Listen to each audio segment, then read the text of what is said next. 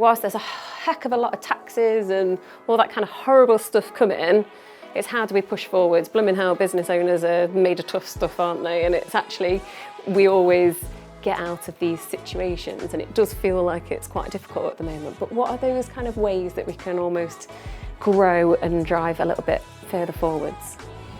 So that's where we come into this. So how do I grow my chuffing business? So growth is an interesting one, isn't it? Because growth, I can't sit here today and go, right, go do X, Y, and Z, and this is going to grow your business. Like, everybody's growth plan is so different. I know. I'm going to give you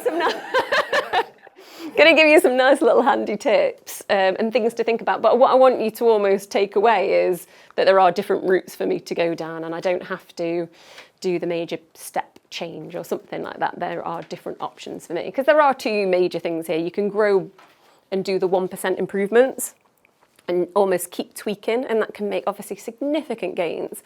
Or you can do things like a big step change, which are a little bit more transformative, but a little bit more scary too.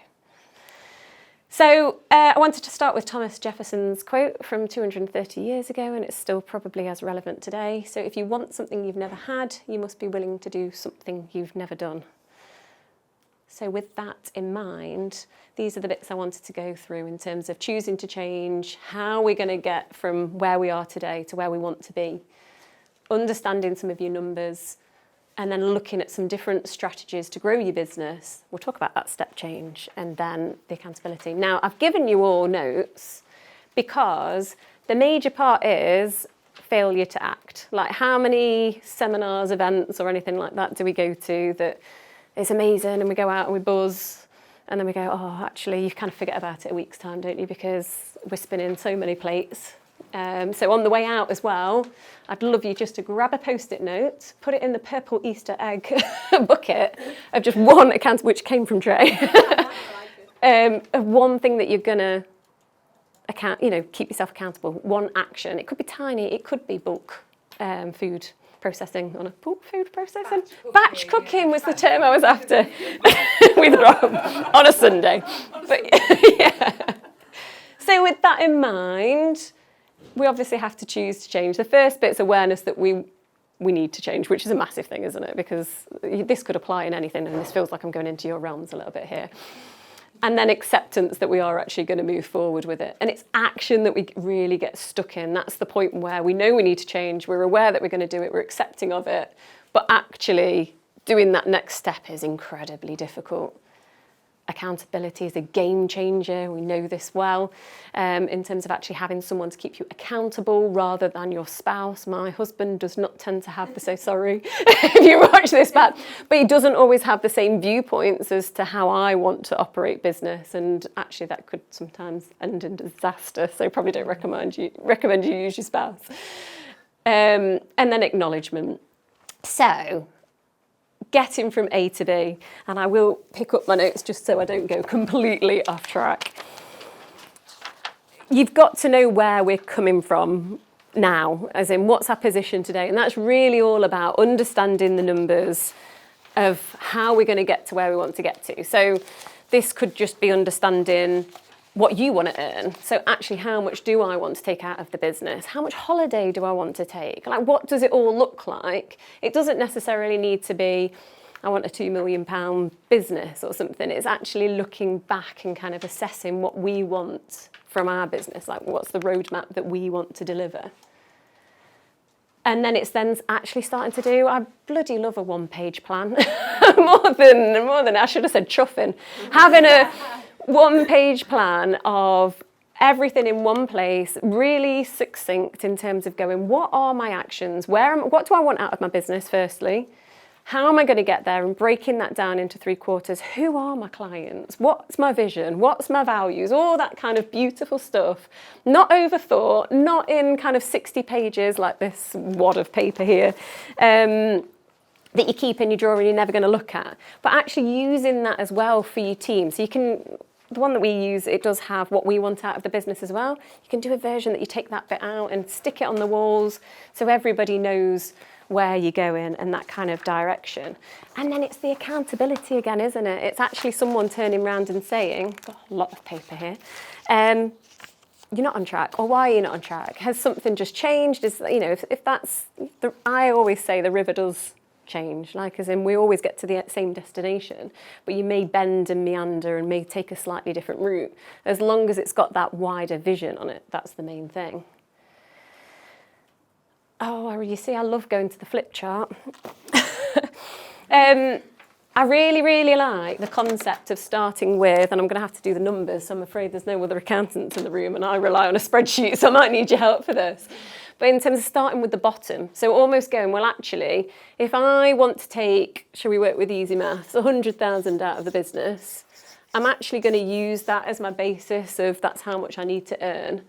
And then this is where my accounting, you're all going to be like, how are you an accountant and don't know your numbers?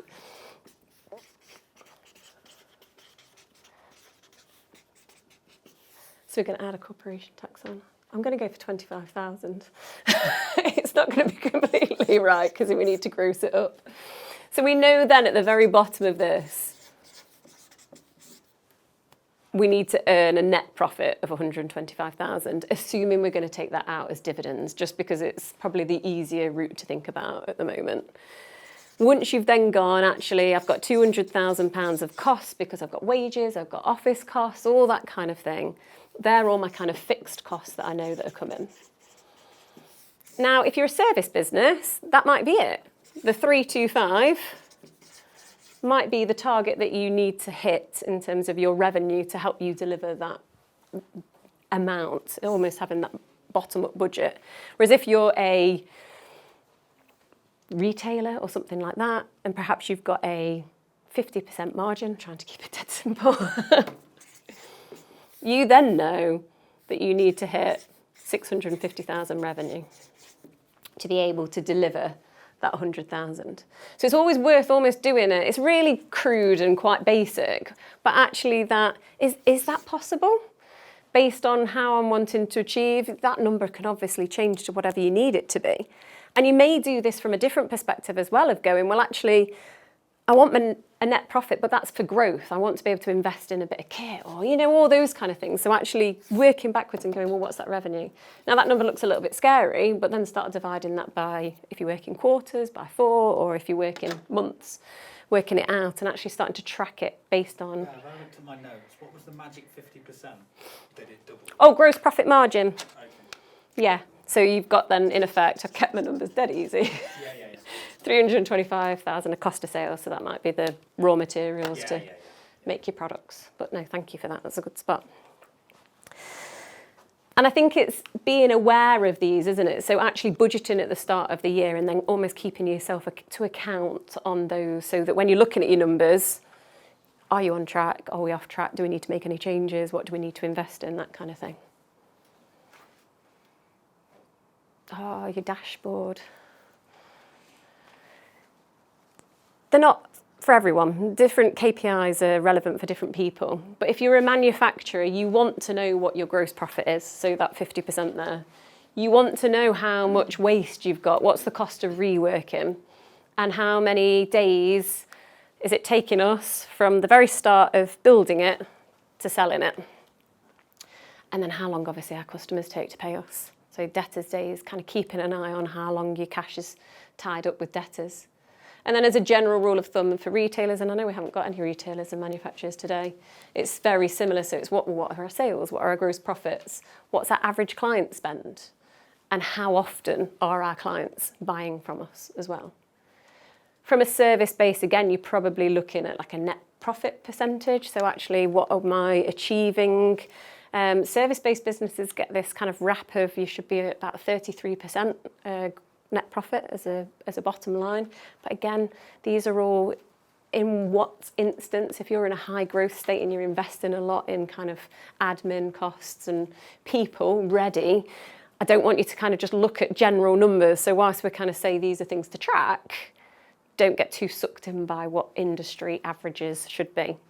Although I do feel like I have got a few on here if people were interested. Did I put them on?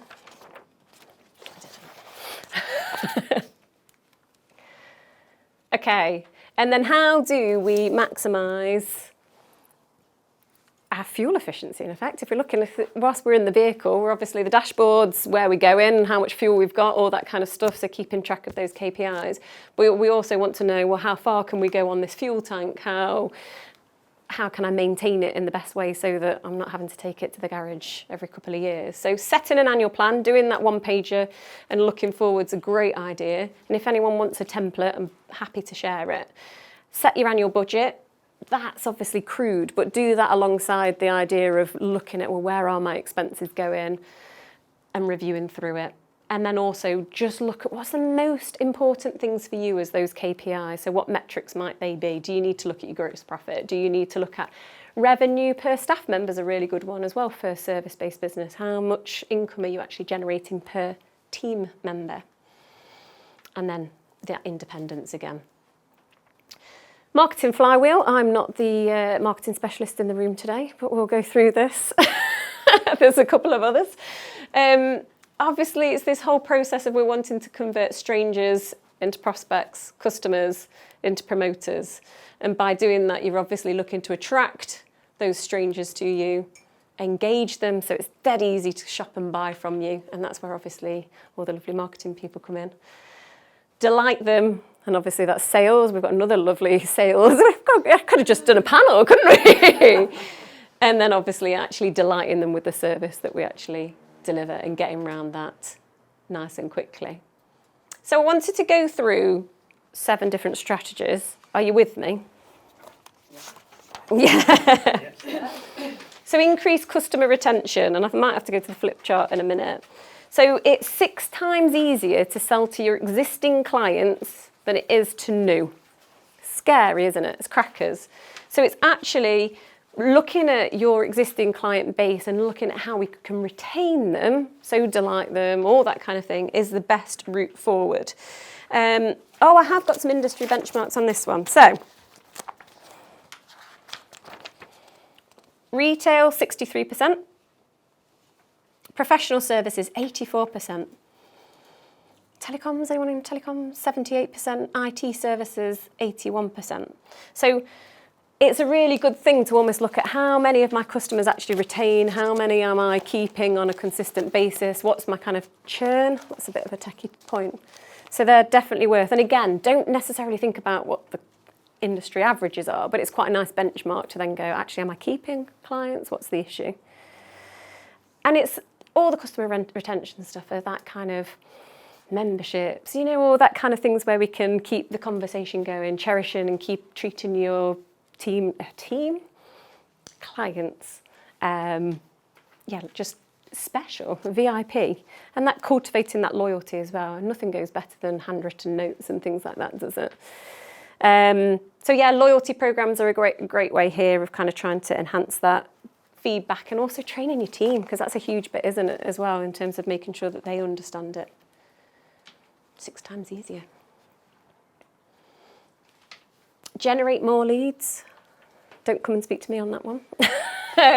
But again, it's reaching the right people, isn't it? So it's really understanding who your client is, where they hang out, actually making sure you've got that offering for them. Staying organised so that you're actually managing your leads process as well. So actually having a really nice slick process of when did I last speak to that person that inquired? Have I done the follow-up? Are they a cold lead? Are they a warm lead? Do I need to think about how we drive those forward? And then conversion as well. So actually if you've got a couple of team members and they're doing sales, who converts best?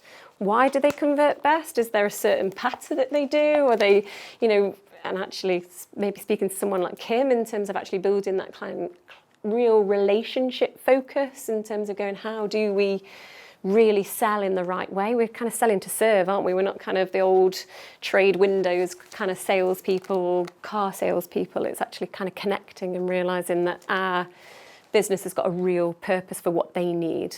And then it's also that which option should I buy rather than should I buy it all?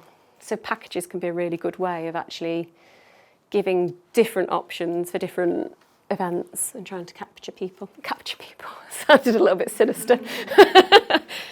Increasing transaction frequency. is obviously, again, this is the do you want fries with this kind of concept. So, well, it's not actually. Increasing transaction frequency is just becoming the person to go to. So this is like the Amazon side, and I mentioned this on Beyond the Numbers when we did it.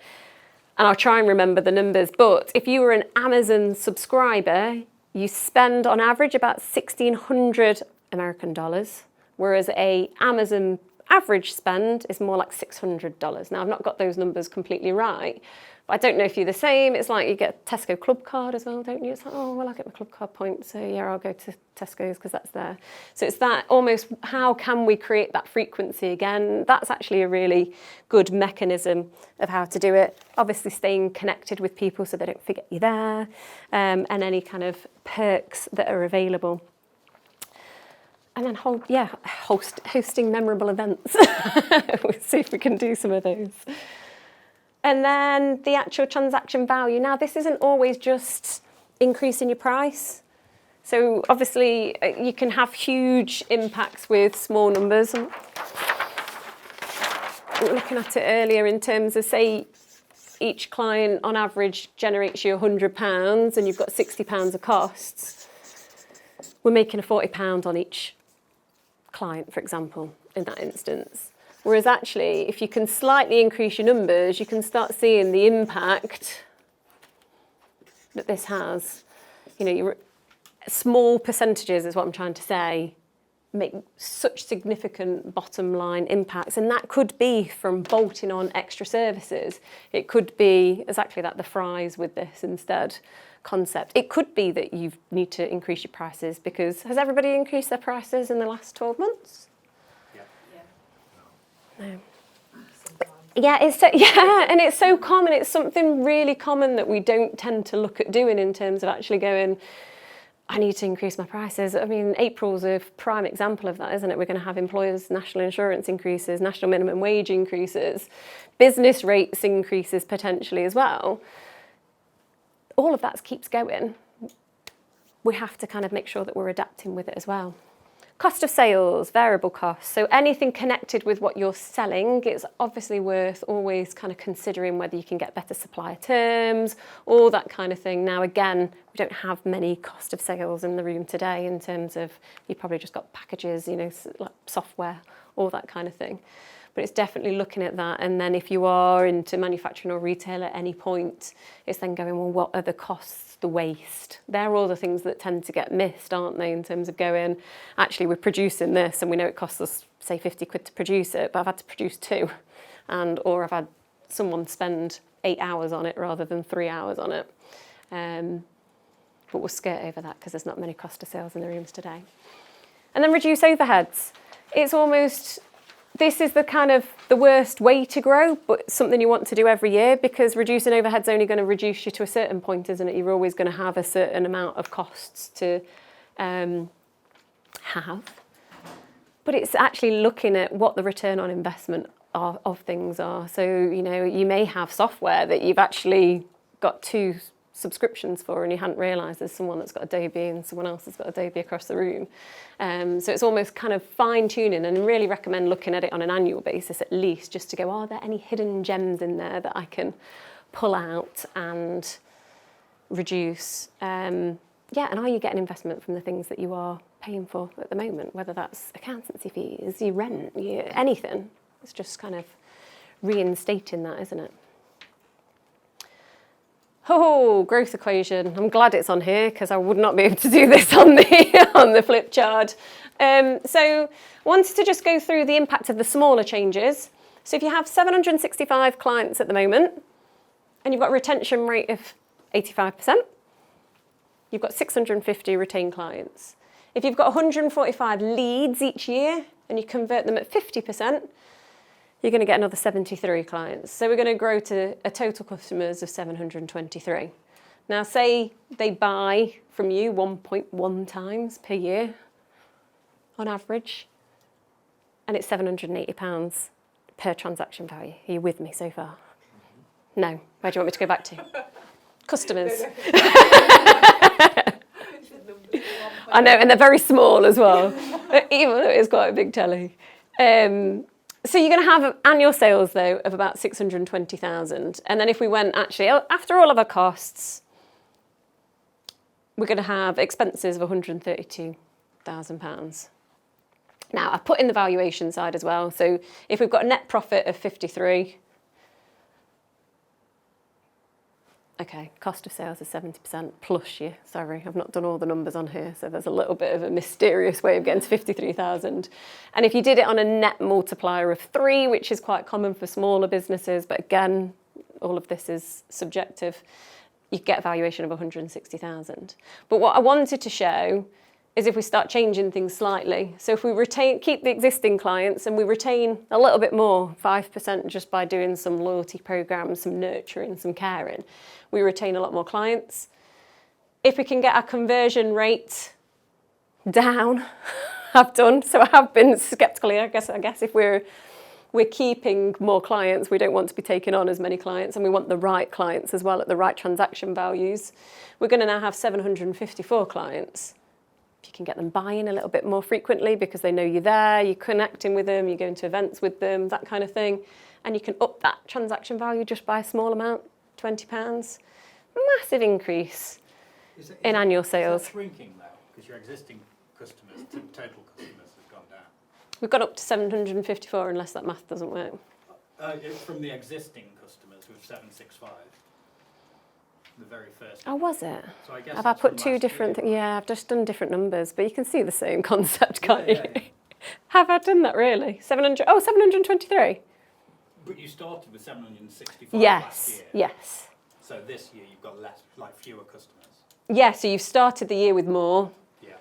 We've not retained as many because we've got that churn, which is a really common thing once you've got to part growth, isn't it? And actually, we've now got a transaction value of 780. So even then, when you go 723, we're still at less customers here as well. So again, hopefully less work. But you're at 754 now. But you're doing a transaction value at 1.3. Number of transactions 1.3. £800.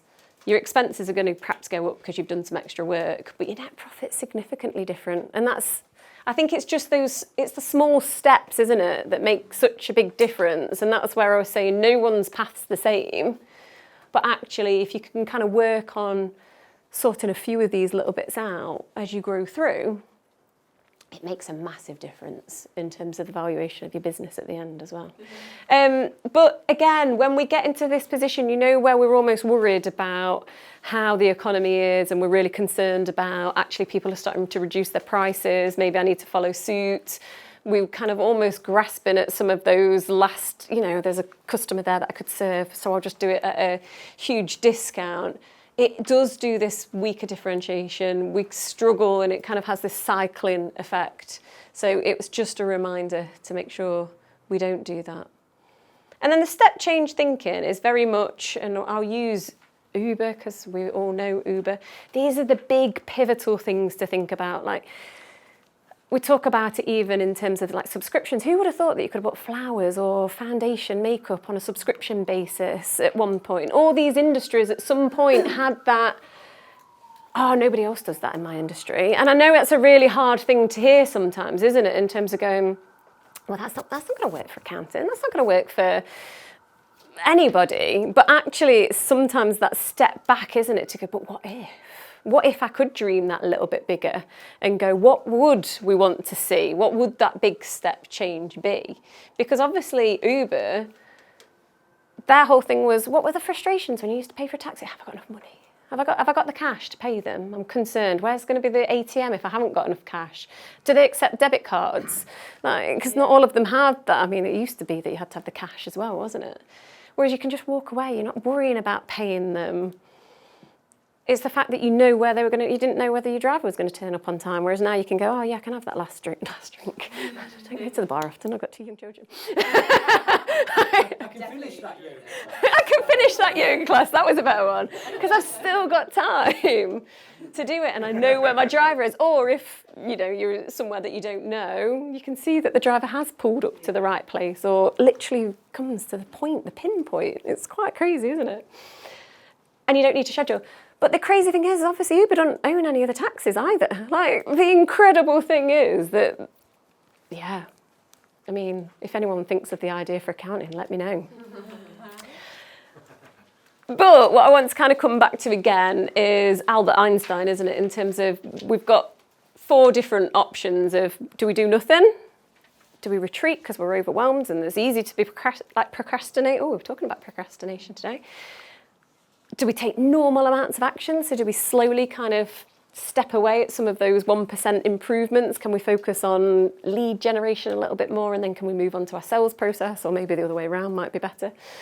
Or take massive amounts of action and go, actually, I really want to push this. I want to invest. I want to get investment. I want to get funding. I want to grow in a whole different way. But insanity is doing the same thing over and over again and expecting different results. So it is almost going, if we've almost tried something before, maybe it's time to get that kind of fresh thought, sit back. And that's a huge thing as well, isn't it? It's actually taking the time out, because we're so busy running the day-to-day and we don't always have that space to step back and think. And actually being able to get out from your normal working zone, whether it's outside or going and sitting in a field with a piece of paper. I quite like doing that again. Probably letting you into too much. But it helps, doesn't it, in terms of just clear your mind and go, well, where do I actually need to go? What's the bits that are missing? Now, obviously, the spring statement yesterday, fortunately, didn't come with any massive tax hikes or issues. So that was good. She did keep to her promise of just doing one fiscal event each year, so that was fortunate, but I did listen to all the way till the very end because I didn't believe her and I kind of still thought, and then I went through all the spring statement policy notes just to treble check because yeah, you just never know, do you, at the moment. So what I wanted to quickly do was just run through the changes that are happening, and you'll probably be aware of them, so we'll canter through. I'll try not to talk too fast though, but if there are anything you want to chat about, shout as we go. Because we have got this lovely intimate group as well, we can then talk about it a little bit more. So yeah, no changes, but what is coming? So I want to quickly just talk about employees, how to pay yourselves as well as director owners, business owners, how you're going to be taxed if you exit, and we'll just kind of go over a few bits just to note. So we'll go over it now. So obviously we all know that national insurance is on its way, but I also wanted to just go, what are the details? So obviously we used to pay national insurance over £9,100 at 13.8%, whereas this is going down. So we're going to start being taxed on earnings of anyone over 5,000 and at 15% instead. So it is a bit of a hike up, unfortunately. For smaller owners though, when we'll look at the illustration of this, the employment allowance is going to really help though with people with perhaps less than 5 employees. And the eligibility has gone. But if you're a sole director, you aren't entitled to this employment allowance anyway. And we now pay employers' national insurance on our employees before the employees even pay national insurance, which is a bit of a change. So I have said here, if you've got less than 5 people at about £35,000, you're probably going to be better off. If you've got more than that, you are going to be worse off. So I've done the kind of the tipping point in terms of where does that go, and I had just based it because 35,000 is the average salary.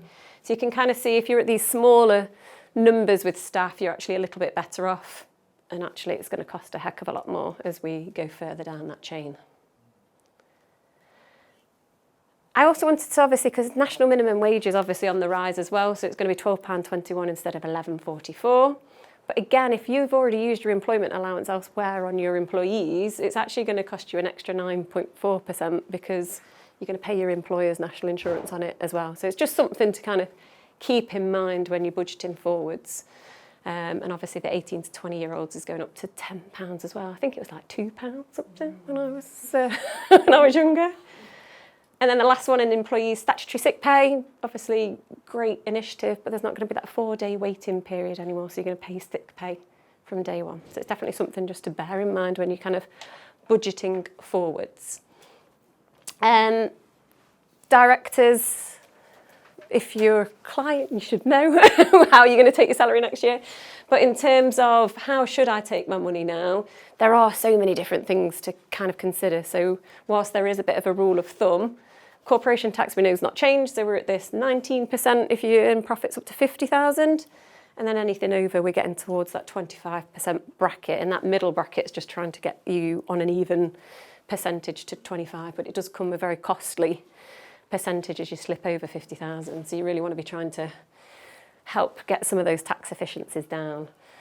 Income tax hasn't obviously changed in ages, but neither has our our personal allowance. I think it's been £12,570 for a staggering amount of years now. So actually it has technically gone down. So how should I take my money? I think this is probably the old age answer to every exam question you probably ever did. It depends. There are loads of different things to consider, and I'm not going to go through them all, but just want to flag them as you're thinking about it if you've kind of not looked at it yet. So when I do the rule of thumb, you go, oh, there are other things to consider, like have I got more than one company? Do I claim high income benefit, the child benefit, that kind of thing. So that's things to think about. But a rule of thumb at the moment, your best bet as a director is to pay yourselves £12,570 a year now. And this is likely to save you, okay, it's not much now, but £173 to £616 a year.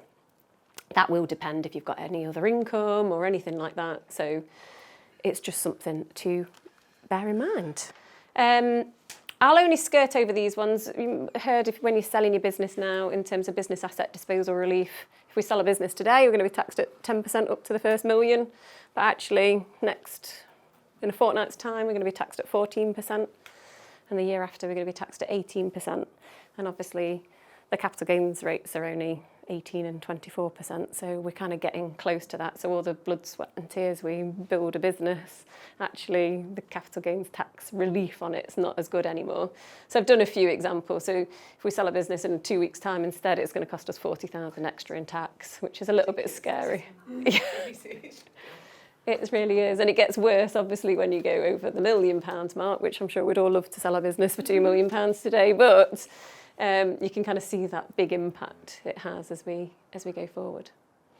It's not extracting 1.7, we're extracting 1.58. But again, that's why I've put in the growth stuff on the back of this, because then it's then going, okay, we've got a lot more tax to pay, but actually how can we grow the business to perhaps accelerate over this anyway? So we just talked about capital gains tax. So again, it was 10 and 18%, and now we're at kind of 18 and 24%. And that's the same as residential properties as well. So obviously that used to be the step up if you were selling a residential property. Could see your face go then as you're like, oh no. And then stamp duty is the other side of this as well. It's just quite nice to see that reminder, isn't it, that pre the autumn statement in October, we would have been paying £8,000 on a £262,000 property. Whereas 2 weeks' time, it's going to cost you £15,000 as well. So I know we've got a couple of people that are interested in properties and what have you, so worth considering when you're looking at those. Oh, it's a nice subject, isn't it? But we have to talk about it. Tax and death, I'm afraid, they're the only inevitable things in life, aren't they? So again, a lot of this is up in the air, and it was a bit more of just a reminder. Business property relief is the side where if you pass on your business to your children, for example, as part of your estate, £1 million is going to stay tax-free, whereas anything over is now going to be taxed at over 50%. So that used to be a really efficient way, and that's why the farmers are obviously really quite disgruntled, because they're clearly trying to get Jeremy Clarkson rather than your local farmer, but obviously that's pulling everybody in. So again, it's going through a lot of consultation, so there'll be planning and things that will be considered, but for the moment it's bracing yourself rather than doing anything particular. And the other side of obviously inheritance tax is pensions. So we used to be able to build these beautiful pension pots up, and they used to stay outside of our estate when we passed on, as long as we were passing them on to somebody else. From April 2025, those unspent pots are going to become part of your estate. So when you start looking at how much your estate is and whether you're going to have to pay inheritance tax, they will form part of that now. They are again in consultation. I think I heard something, there was a legal side that they're not even sure legally they can do it at the moment. But again, I imagine as soon as we've got more clarity, there'll be a heck of a lot of planning opportunities again to come out of that. And then a couple of things that are catching people at the moment. HMRC's late payment interest is getting staggeringly high now. So it used to be a really cheap way of borrowing. Tend to not recommend borrowing from HMRC anyway. It can get you in really the kind of dreadful water. But it used to be quite cheap. Whereas actually now we're 4.5% above base. And that's from the 6th of April 2025. So any late payments of your VAT, your corporation tax, all that kind of stuff is really going to come with a bit more of a punch now. So it's definitely worth making sure that they're caught, a lot earlier. And then these things, again, probably don't need to worry about, but if you do a P11D, your accountants will have to worry about the fact it's moving to payrolling benefits instead. That's next year. Anyone got a Ranger, a pickup truck? Thinking about buying a Ranger or a pickup truck? No. Okay, we've done, not now, yeah, we've done so many U-turns on this. So Truss, I think, I should have done a bingo, you probably would have known I mentioned Truss. She did this and said, actually, a pickup truck is now going to be treated as a car. There's a huge U-turn on it. I think I did all the work and then she changed her mind on it afterwards. Whereas now they are treating it as a car. Now, if you've got a Ranger already, you are safe until the 5th of April 2029. There are other double cab pickups available, obviously. So again, something to watch. It's not an efficient extraction anymore. Electric cars, I know quite a few people have got electric cars in the room as well, so I did want to just flag the movements that we're going to expect now in terms of company car tax. We're incredibly cheap at the moment at this 2% for this year. But I've almost worked it out as well. We're going to go all the way to 9% by 2029-30 now.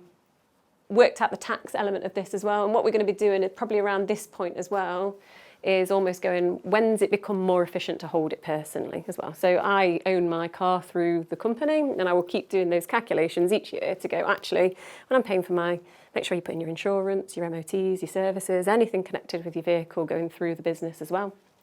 But when that starts to get to the point where it's starting to tip, you could almost extract that car as a dividend instead, but it'd be treated so it's like a dividend in specie. But that's getting a bit technical, isn't it? So we'll move on. And also electric vehicles, we're obviously going to be taxed on them now. From a road tax perspective, there is a little hike that you can, that's not the word, a little hack available that you can do, where you can actually go onto the website at the moment, the vehicle excise duty one, and register now to start the first year, and you will get it at a lower rate. I went to do it, but it does say, have you had a letter to confirm you can do this? And I'm an accountant and thought, no, I haven't had a letter, so I haven't signed up to get the first year free. But there is a way that a lot of people are advocating that at the moment. So if you're a bit braver than I am, that's an option to do and actually go, I'll register and start my first year now, so it's cheaper. So what do you need to do ahead of next? When's the 5th of April? Next weekend? Scary, coming around quickly.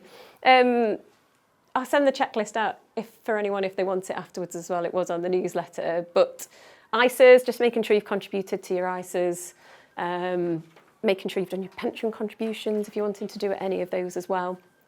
And then there's other things like if you have got shares that you're wanting to sell and you've got £3,000 allowance, always worth having a look at those things. And then making sure you know how you're going to take your salaries and dividends next year. So that's that. Appreciate you all coming. Didn't expect to